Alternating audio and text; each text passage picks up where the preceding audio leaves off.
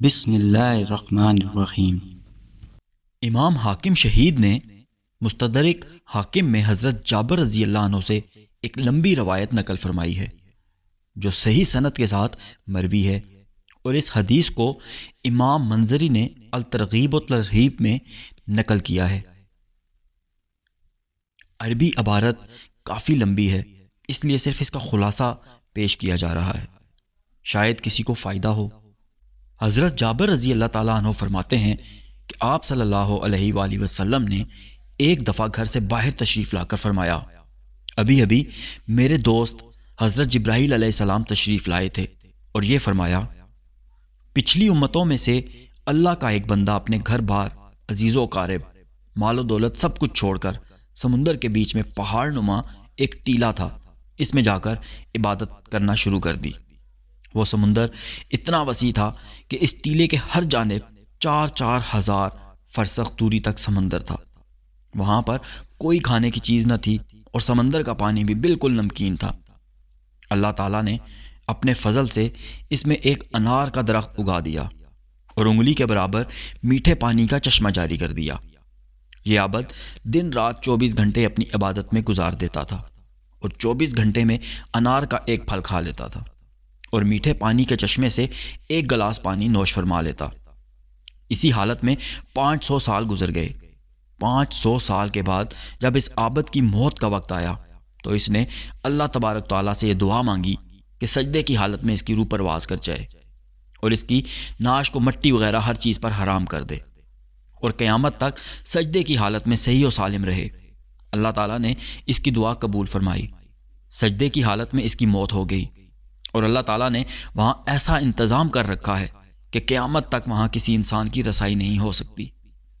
قیامت کے دن اس عابد کو اللہ کے دربار میں حاضر کیا جائے گا تو اللہ پاک فرشتوں سے فرمائے گا کہ میرے اس بندے کو میرے فضل سے جنت میں داخل کر دو، تو وہ عابد کہے گا، اے میرے رب، بالکل میرے عمل کے بدلے جنت میں داخل کر دیجئے، کیونکہ میں 500 سال تک ایسی عبادت کی ہے جس میں کسی قسم کی ریاکاری کا شائبہ بھی نہیں تھا۔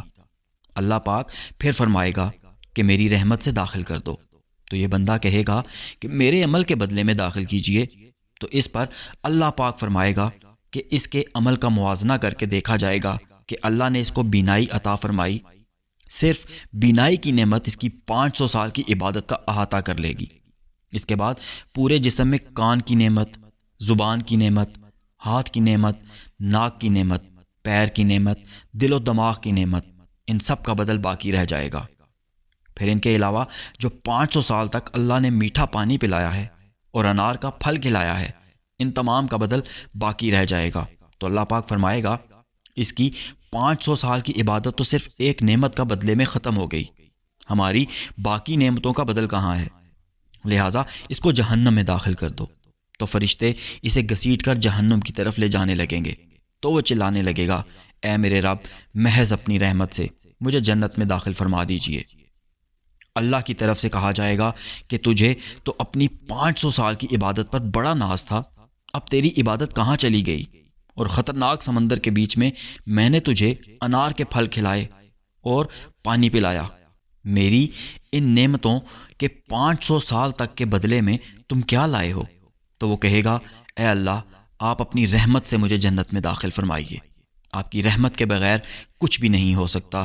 پھر آخر میں جب حجت تمام ہو جائے گی تو اللہ تعالیٰ فرمائے گا، میری رحمت و میرے فضل کے ذریعے اس کو جنت میں داخل کر دو، پھر وہ اللہ کی رحمت ہی کے ذریعے جنت میں داخل ہو سکے گا۔ بھائیو، اگر اللہ نے کسی کو نیک عمل کی توفیق عطا فرمائی ہے تو اس کو خوش فہمی میں مبتلا نہیں ہونا چاہیے، اللہ سے ڈرتے رہنا چاہیے۔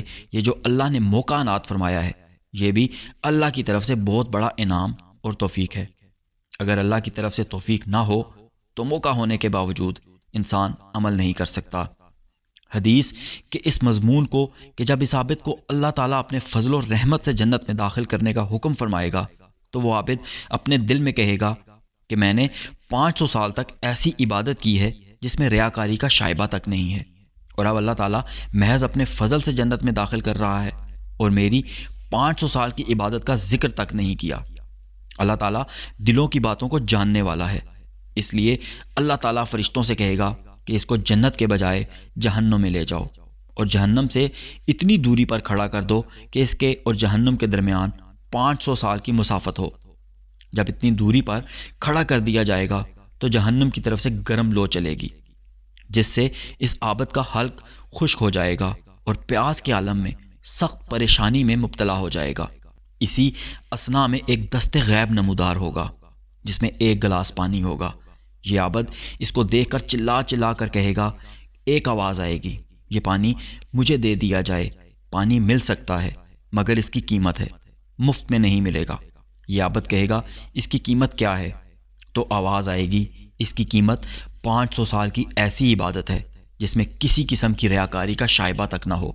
یہ کہے گا، میرے پاس ایسی عبادت موجود ہے، لہٰذا میں 500 سال کی عبادت دے دیتا ہوں، مجھے یہ پانی پلا دیا جائے۔ چنانچہ 500 سال کی عبادت کے بدلے میں یہ پانی خرید کر پی جائے گا۔ اس کے بعد اللہ تعالیٰ کہے گا، اس کو پھر اب میرے پاس لاؤ۔ چنانچہ اللہ کے دربار میں حاضر کیا جائے گا۔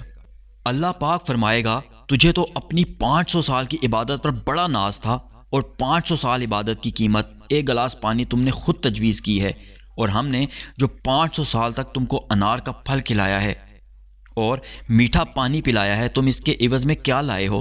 تو وہ عابد اللہ کے دربار میں سر بسجود ہو کر فریاد کرے گا، اے اللہ، اب بات سمجھ میں آ گئی ہے کہ تیری رحمت اور فضل کے بغیر کچھ نہیں ہو سکتا۔ چنانچہ اللہ تعالیٰ اپنی رحمت و فضل سے اس کو جنت میں داخل فرما دے گا۔